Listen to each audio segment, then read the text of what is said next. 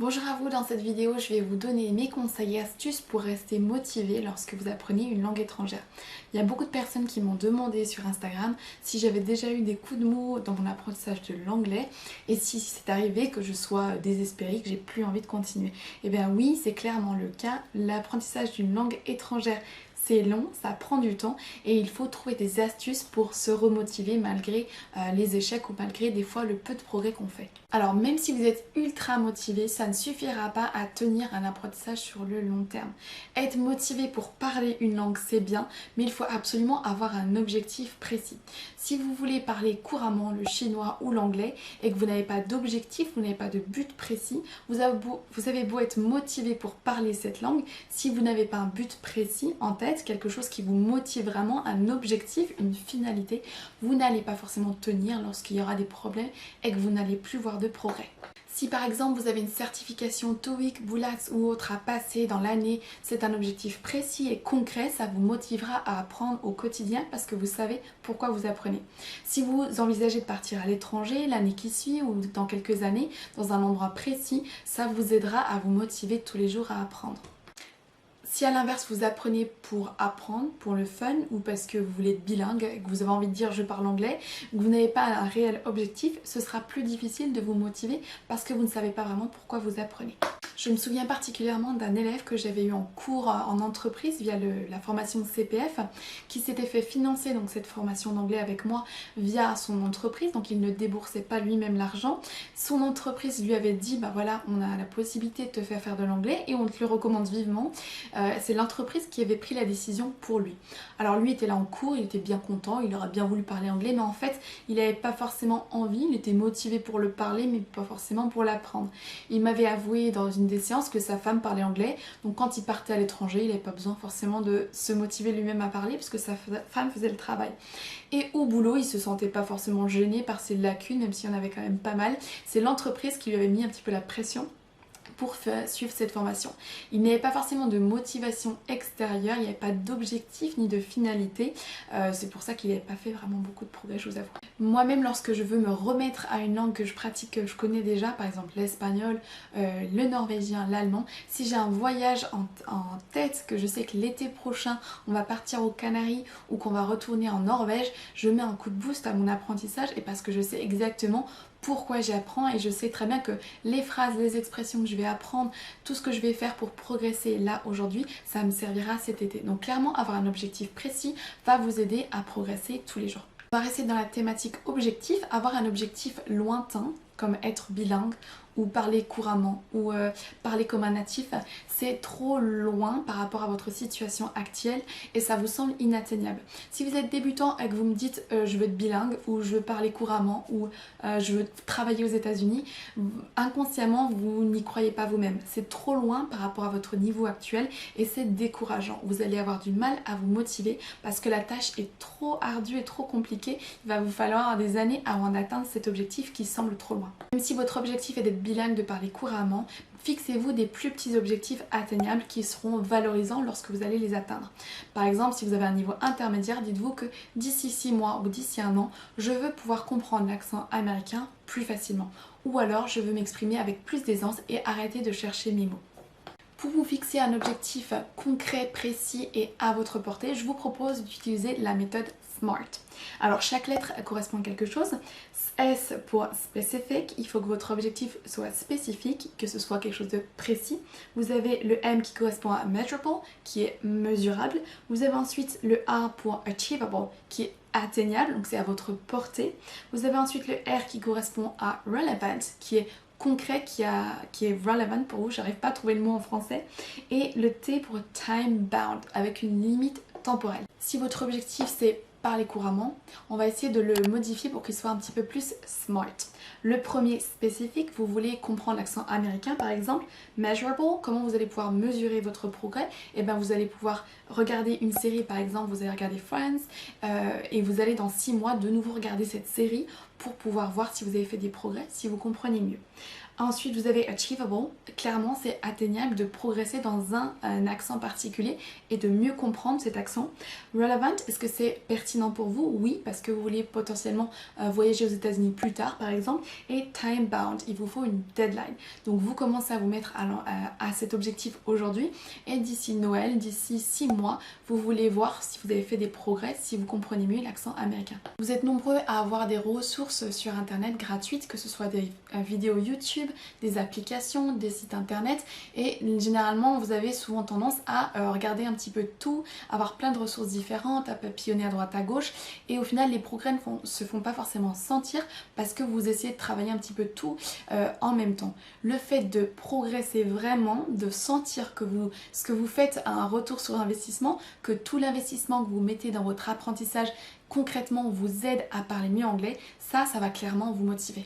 A l'inverse, si vous avez une méthode, un plan, un programme, une structure à respecter, à suivre et que vous faites ça tous les jours un petit peu, vous allez voir les progrès parce que vous êtes concentré sur une seule technique, une seule méthode en fait, quelque chose qui va vous guider et qui va vous dire tous les jours ce que vous devez faire plutôt que vous éparpiller avec plein de ressources différentes et de ne jamais vraiment progresser.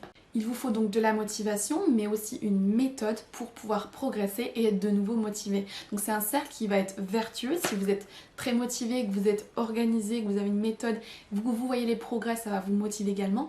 Mais à l'inverse, si vous êtes motivé, vous n'êtes pas organisé, que vous ne faites pas de progrès, vous allez forcément vous démotiver. J'ai d'ailleurs fait une vidéo sur les 7 erreurs que vous commettez peut-être lorsque vous apprenez l'anglais et qui vous empêchent de progresser. Je vous mets le lien juste au-dessus et juste en dessous dans la description. Pour être sûr de progresser vraiment et d'avoir une méthode à suivre sans vous éparpiller sur toutes les ressources gratuites sur internet, vous pouvez très bien payer pour une application, payer pour une formation ou un prof qui va vous aider qui va vous guider dans votre apprentissage. Le fait d'investir financièrement dans votre apprentissage va vous aider sur plusieurs aspects. Ça va vous éviter d'avoir à chercher plein de ressources. La formation ou l'application pour laquelle vous payez ou le prof va être votre guide, votre plan d'apprentissage. Vous allez économiser du temps et de l'énergie parce que vous allez avoir quelque chose de structuré à suivre tous les jours. On dit aussi que you pay to pay attention. On paye pour faire attention à quelque chose. Lorsque vous n'utilisez que des ressources gratuites, quelle que soit la chose que vous apprenez, une langue ou autre chose, vous n'allez pas forcément être aussi impliqué que si vous payez pour. Si vous payez pour 3 ou 4 cours sur italki tous les mois, vous allez être beaucoup plus motivé dans votre apprentissage parce que vous allez avoir un engagement financier que vous allez vouloir rentabiliser en apprenant également tout seul chez vous. Si vous savez que tous les mercredis vous avez un cours avec Linda, par exemple, une américaine, vous allez vous motiver bien plus entre ces sessions d'apprentissage pour apprendre vous-même tout seul. Parce que si vous faites seulement ces cours avec un prof et que vous ne faites rien entre, vous allez un petit peu jeter de l'argent par les fenêtres parce qu'en 1 heure on n'apprend quand même pas grand-chose. Si vous avez payé pour une application par exemple Babel, on m'en a dit beaucoup de bien mais je ne l'ai pas testé moi-même donc je ne peux pas vous dire si je vous la recommande ou pas, mais pourquoi pas à tester, vous allez vous sentir obligé d'aller tous les jours ou de temps en temps utiliser cette application.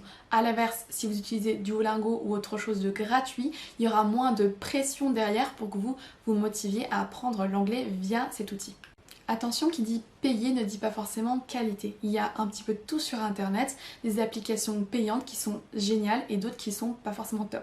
J'ai entendu un polyglotte récemment qui parlait de Rosetta Stone, qui disait que c'était pas forcément l'application qu'il préférait, qu'il a trouvé pas forcément pertinente pour apprendre une langue. Pareil, je ne l'ai pas testé moi-même donc je peux pas vous dire ce que j'en pense. Mais voilà, faites attention, c'est pas parce que c'est payant que c'est forcément bien. Si vous souhaitez prendre des cours avec un prof sur internet, vous pouvez utiliser l'application italki ou Campy pour trouver un professeur natif qui vous aidera dans votre apprentissage. Même si vous avez payé pour quelque chose, que ce soit si vous avez acheté un livre, que vous êtes abonné à Vocable par exemple, que vous avez acheté la méthode Assimile, que vous avez payé une formation sur internet ou que vous prenez des cours avec un prof ou que vous avez payé pour une application, demandez-vous quand même après un moment si vous progressez vraiment grâce à ça. Comme je vous l'ai dit, toutes les ressources ne sont pas forcément bonnes, elles sont pas forcément bonnes pour vous, pour votre niveau actuel, pour votre manière d'apprendre. Donc des fois il faut lâcher, même si on a payé, il faut lâcher cette formation, cette application parce qu'elle ne vous fait pas ou plus progresser. Donc demandez-vous bien à chaque fois, après quelques semaines ou mois d'apprentissage avec quelque chose, une ressource payante, demandez-vous si elle est vraiment pertinente encore pour vous. Quelque chose de très efficace pour vraiment rester motivé et apprendre sur le long terme une langue étrangère et de trouver quelqu'un avec qui vous allez apprendre l'anglais. Pas forcément faire des sessions Skype tous les jours où vous allez pratiquer ensemble, mais juste savoir que vous êtes en même temps en train d'apprendre. Que ce soit votre collègue de travail, que ce soit vos enfants qui sont au lycée ou au collège, que ce soit votre conjoint ou une amie ou un ami au lycée, le fait d'apprendre en même temps va vous motiver parce que lorsque vous avez un petit coup de mou, vous allez pouvoir vous dire l'autre est motivé en même temps que vous, ça va vous aider à progresser tous les deux. J'en ai fait moi-même l'expérience par rapport au sport. J'étais sportive de haut niveau pendant 10 ans, j'ai fait de la course d'orientation, j'étais en équipe de France et lorsque j'avais un entraîneur, je peux vous dire que j'étais 10 fois plus motivée pour aller courir et aller m'entraîner vraiment que lorsque je m'entraînais toute seule. Là, je devais rendre des comptes à quelqu'un et le soir, je lui ai envoyé un SMS en me disant voilà, c'est bon, j'ai fait ma séance, je lui donnais mes temps. C'était bien plus puissant que lorsque j'allais courir toute seule où j'avais pas forcément de compte à rendre à qui que ce soit et que j'allais faire ma séance ou pas, que je la faisais à fond ou pas du tout, ça changeait strictement rien. Une fois que vous avez soit payé pour une application, que vous avez trouvé quelqu'un avec qui apprendre, que vous avez fixé vos mini-objectifs pour vraiment progresser et que vous faites des progrès, il est temps de vous récompenser. Célébrez les petites victoires, récompensez-vous lorsque vous apprenez quelque chose en anglais et soyez fiers de votre progression. Chaque fois que vous apprenez un nouveau mot ou que vous avez réussi à tenir une conversation ou que vous comprenez mieux un film ou alors que vous avez parlé à un natif, que vous êtes motivé et que vous avez réussi à tenir une conversation basique, récompensez-vous et soyez fiers. Alors se récompenser, ça peut prendre plein de facettes différentes, ça peut être juste boire une bonne bière parce que vous êtes fiers de votre semaine d'apprentissage en anglais, boire un thé avec des scones, peu importe. Ça peut être vous payer un voyage si vous avez vraiment le budget, ça peut être aller regarder un film en VO au cinéma, mais c'est pas forcément obligé d'être en lien avec l'apprentissage de l'anglais. Mais pensez à vous récompenser et à célébrer les petites victoires par rapport à l'apprentissage des langues. Attention à votre mindset, à votre état d'esprit. Si vous avez des pensées négatives comme je suis nulle, les français sont pas bons, ou j'ai un mauvais accent, je parle vraiment mal anglais, ou j'y arriverai jamais, comment voulez-vous rester motivé? Si vous essayez de vous motiver et que vous vous dites à vous-même que de toute façon j'y arriverai jamais ou de toute façon je serai toujours nulle, vous vous sabotez de l'intérieur en fait. Soyez confiant en vos capacités, vous pouvez le faire, vous allez y arriver. Alors ayez un mental de gagnant, dites-vous que c'est possible, tout le monde peut y arriver et vous aussi. Remplacez toutes ces phrases de je suis nul par je suis débutant, par je progresse pas, par il faut que je trouve une nouvelle méthode pour de nouveau relancer mon apprentissage. Essayez de positiver tout ce que vous pouvez et chaque fois que vous vous entendez vous-même dire les Français on est nuls ou l'école ça sert à rien, essayez de changer votre mindset et d'avoir des pensées positives. Appréciez le chemin. Si votre objectif est de devenir bilingue en anglais et de parler couramment, n'attendez pas d'avoir atteint cet objectif lointain, mystérieux et pas du tout précis pour être content et satisfait et fier de vous. Il faut absolument que vous preniez plaisir à apprendre au quotidien parce que ce qui est important, c'est votre chemin et pas la destination. Apprendre une langue étrangère, ça prend du temps. D'ailleurs, je vous ai fait une vidéo que je vous mettrai en lien juste là-haut sur combien de temps j'ai mis pour apprendre l'anglais. Donc il faut absolument que vous preniez du plaisir à apprendre. Si vous apprenez que ça vous saoule, que vous apprenez le bécherel, que vous aimez pas ça, que c'est la plaie d'apprendre l'anglais et que vous voulez juste parler couramment, vous n'allez pas tenir, vous n'allez pas être motivé parce que l'objectif est loin et qu'il va falloir progresser tous les jours et c'est en étant content de ce qu'on fait qu'on va progresser. J'ai moi-même donné un énorme coup de boost à mon apprentissage de l'espagnol, à mon niveau d'espagnol, pardon, lorsque j'ai découvert une série qui s'appelle Aquí no hay quien viva. Je vous recommande vivement de la regarder si vous apprenez l'espagnol. Alors il parle super vite donc c'est pas à la portée de tout le monde mais elle est vraiment top. Dès que j'avais 5 minutes, je regardais une de ces séries parce que j'adorais ça et j'ai appris énormément d'expressions, j'ai vraiment progressé grâce à ça parce que je pouvais pas, j'étais accro à cette série et vraiment c'était un plaisir d'apprendre l'espagnol grâce à ça. Si par exemple on vous a dit qu'il faut lire des news, lire en anglais pour progresser, vous téléchargez l'application Voices of America, VOA. C'est une application qui vous permet de lire les nouvelles, les news en anglais, alors qu'en fait vous détestez ça, ça va vraiment vous saouler et vous n'allez pas progresser. Vous n'allez pas en retirer tous les bénéfices parce que c'est pas quelque chose qui vous plaît. Si à l'inverse vous trouvez un prof hyper cool que vous adorez, que vous avez hâte de retrouver toutes les semaines, ou que vous avez une application qui vous motive avec des quiz en anglais, peu importe, ou que vous avez acheté Harry Potter parce que vous adorez le livre en français et que vous êtes ultra motivé pour le lire, là oui vous allez progresser parce que you enjoy the process, vous appréciez le chemin et votre but ultime c'est pas que la destination et vous n'attendrez pas d'être bilingue pour être content.